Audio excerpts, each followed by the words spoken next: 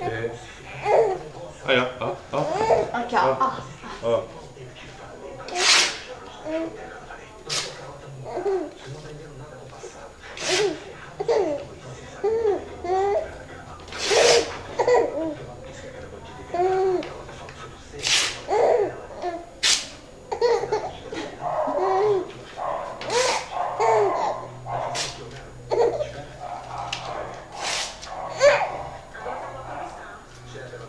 Ela vai jogar.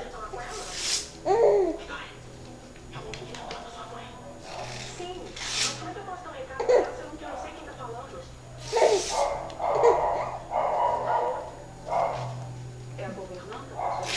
Sim, pra ela, cara. Perfeitamente, transmitirei ela. Após a conta, sua mãe nunca. Quando minha mãe chegasse, me avisa. Tem um recadinho pra dona Carlota. Não faz sentido, Fernanda. Essa nova vendedora das pais foi falar de mim, Carlota. Eu nem conheço essa mulher.